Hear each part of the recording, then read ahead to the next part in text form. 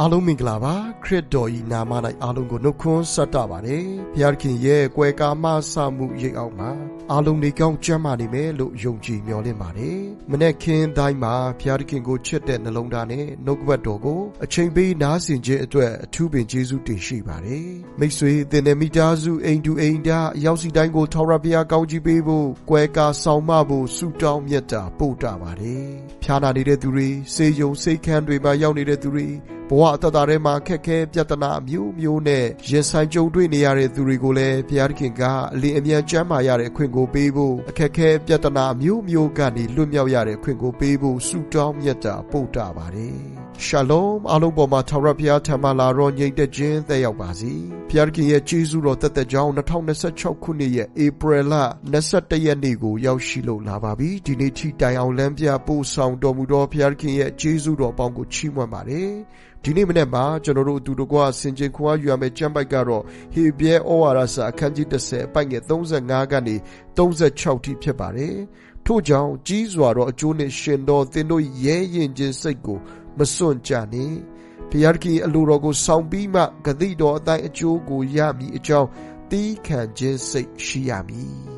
ကျမ်းပိုက်အဖြစ်ဘုရားခင်အထူးကောင်းချီးပေးပါစေဘုရားခင်ရဲ့အလိုတော်ကိုဆောင်ပြီးမှဂတိတော်တိုင်းအကျိုးကိုရမယ်လို့ကျမ်းစာကဖော်ပြထားပါတယ်ယုံကြည်ခြင်းနဲ့ပူးတွဲပြီးရှိနေတဲ့အရာကသီးခံခြင်းစိတ်ဖြစ်ပါတယ်ဒါကြောင့်ယုံကြည်ခြင်းရှိတဲ့သူတိုင်းကသီးခံခြင်းရှိကြတယ်ယေရှုပြုရဲ့ comment ထဲမှာရေးခဲ့ပါအောင်ယုံကြည်ခြင်းရှိသောသူတိုင်းကသီးခံခြင်းစိတ်ရှိကြတယ်ဘုရားခင်ရဲ့အလိုတော်ကိုဥစွာဆောင်တယ်ဘုရားခင်ရဲ့မျက်နာတော်ကိုဥစွာရှာဖွေဖို့ဖြစ်ပါတယ်ဒိုင်ယေလကဂျေရုဆလင်မြို့ကိုမျက်နာမူပြီးတရက်မှာ3ကြိမ်ဆုတောင်းပါတယ်။နေ့ရက်စဉ်တိုင်းမှာသင်ကဖခင်ကိုမျက်မှောက်ပြုအသက်ရှင်မယ်။ဘုရားခင်ရဲ့ဂတိတော်တွေကိုယုံကြည်ဆွဲလန်းခြင်းနဲ့သင်ကဝန်ခံနေမယ်။အခြေအနေတွေဆိုးရွားနေပေမဲ့ဘုရားခင်ကအကောင်းဆုံးလုပ်ပေးနိုင်တယ်ဆိုတာကိုသင်ကမျှော်လင့်နေမယ်။လူတွေပေါ်မှာစေတနာထားပြီးသင်ကအသက်ရှင်မယ်။အဆိုးတွေကြုံတွေ့နေရပေမဲ့အကောင်းအားဖြင့်အဆိုးတွေကိုပြန်ပြီးသင်ကအနိုင်ယူမယ်ဒီအရာတွေအားလုံးကဖခင်ရဲ့ရှေ့မှောက်မှာစိုက်ပျိုးထားတဲ့မျိုးစေ့တွေဖြစ်ပါတယ်အချိန်တန်တဲ့အခါမှာဖခင်ကအသီးပွင့်များစွာကိုမြင်တွေ့စေမယ်သင်ကိုယ်တိုင်ရိတ်သိမ်းရမယ့်အချိန်တွေကိုဖခင်ကပြင်ဆင်ပေးမှာဖြစ်ပါတယ်ဖခင်က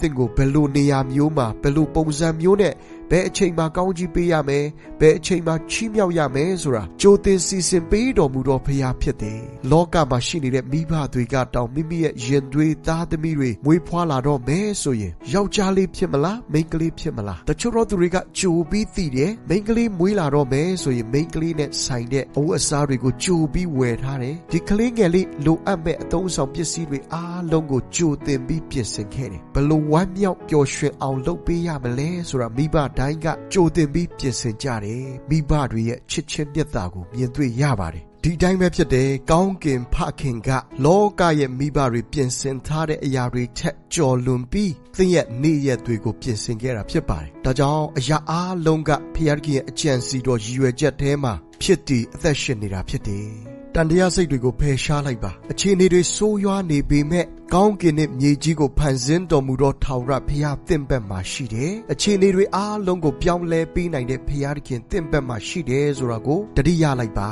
တခါတည်းသင်ရဲ့မျောလင့်ချက်တွေဝေဝါးနေတဲ့အချိန်တွေရှိကောင်းရှိမယ်မုံဝါးနေပေမဲ့ယုံကြည်စိတ်ချခြင်းနဲ့ရှေ့ကိုတလန်းလောက်တိုးပြီးလမ်းဖို့ဖြစ်ပါတယ်ထင်ရှားတဲ့နမိတ်လက္ခဏာသက်သေတွေသင်ဘဝအသက်တာထဲမှာမမြင်ရတဲ့အခါမှာသင်ကယုံကြည်ခြင်းနဲ့ဖျားစကားနှုတ်ကပတ်တော်ပေါ်မှာရက်တည်အသက်ရှင်ပြီးခြေလမ်းတွေကိုရှေ့ကိုတိုးဖို့ဖြစ်ပါတယ်ဒါကြောင့်ကျမ်းစာကထို့ကြောင့်ကြီးစွာသောအကျိုးနှင့်ရှင်သောသင်တို့ရဲရင်ခြင်းစိတ်ကိုမစွန့်ကြနှင့်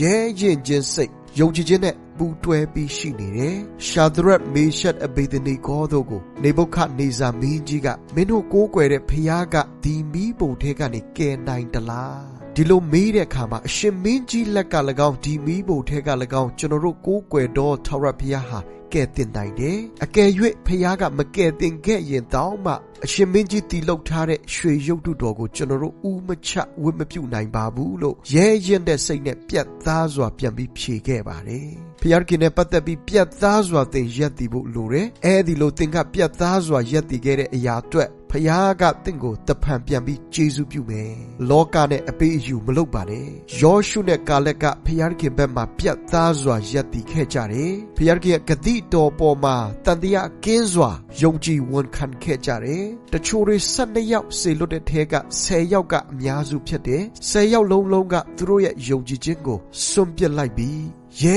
ရင်ချင်းစိတ်ကိုသူတို့စွန့်လွတ်လိုက်ကြပြီခါနန်ပြည်ကိုသိမ်းဖို့ဆိုတာမဖြစ်နိုင်ဘူးအာနာကလူဘလူကြီးတွေရှိတယ်သူတို့ရှေ့မှာငါတို့ကနန်ကောင်ကဲ့သို့ဖြစ်တယ်ဆိုပြီးတော့လူတွေကိုစိတ်အားငယ်သွားအောင်အာရော့သွားအောင်ပြောနေတဲ့အချိန်မှာယောရှုနဲ့ကာလက်ကအခုချက်ချင်းအဲ့ဒီပြည်ကိုဖျားခင်ပေးမယ်တိုက်ယူကြစို့အလွန်ကောင်းတဲ့ပြည်ဖြစ်တယ်ဘုရားခင်ရဲ့ဂတိတော်ကိုအောက်မေ့ဖို့လူတွေကိုနိုးဆော်ပါတယ်ယုံကြည်ခြင်းနဲ့ပြတ်သားစွာရပ်တည်ခဲ့တဲ့သူတို့နှစ်ယောက်ကိုဘုရားခင်ကြီးမားစွာအသုံးပြုခဲ့တယ်ကာလက်ကသခင်နောက်ကိုလုံးလိုက်ခဲ့တဲ့အတွက်ဟေပြုံမြို့ကကာလက်ရဲ့မြို့ဖြစ်လာခဲ့တယ်ကာလက်နဲ့ဆိုင်တဲ့သားစဉ်မြေးဆက်ကာလက်ရဲ့မျိုးရိုးတွေအားလုံးကအမွေခံမြေဖြစ်လာခဲ့တယ်ချစ်တော်မိတ်ဆွေဒီနေ့သင်ရဲ့ယုံကြည်ခြင်းနဲ့ယက်တည်ခဲ့တဲ့အရာတွေတန်တရားကင်းစွာဖျားခင်ဘက်မှာပြတ်သားစွာယက်တည်ခဲ့တဲ့အရာတွေကနောက်လာနောက်တားတွေအတွက်ယုံကြည်ခြင်းရဲ့အမွေဖြစ်လာမှာဖြစ်တယ်ဖျားခင်ရဲ့ချစ်ချင်းမြတ်တာနဲ့နှုတ်ကပတ်တော်ကိုဝေမျှပါတယ်အားလုံးကိုဖျားခင်အထူးကောင်းချီးပေးပါစေ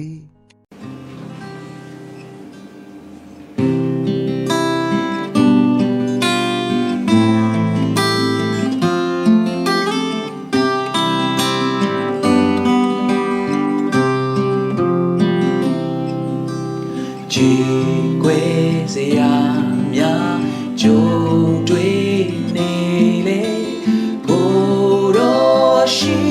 နေတယ်မျောလင်းခြင်းများဝေဝါနေလေ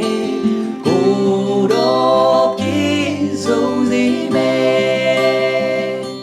don't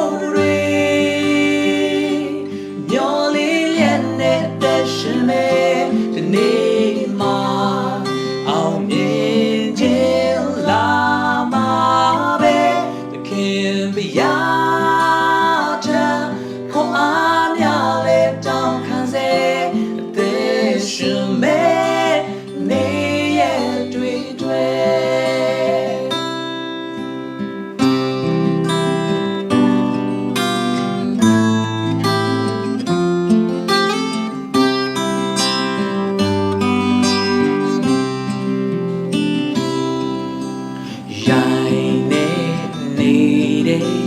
ခြေလမ်းတွေလေ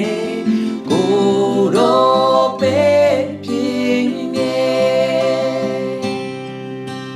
နေကြီးတဲ့အားတွေလေ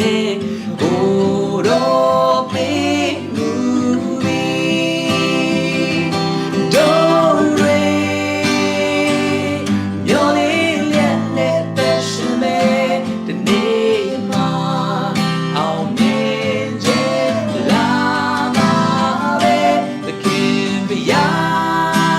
တဲ့ခွန်အားများလဲတောင်းခံစေအသက်ရှင်မဲ့နေရတွေ့Don't wait မျောလေးလက်နဲ့သက်ရှင်မဲ့ဒီနေ့မှာအောင်မြင်ခြင်းလာမှာပဲသခင်ပြရာတဲ့ခွန်အားများလဲတောင်းခံစေသက်ရှင်မဲ့နေရတွေ့အသက်ရှင်မဲ့နေရတွေ့အသက်ရှင်မဲ့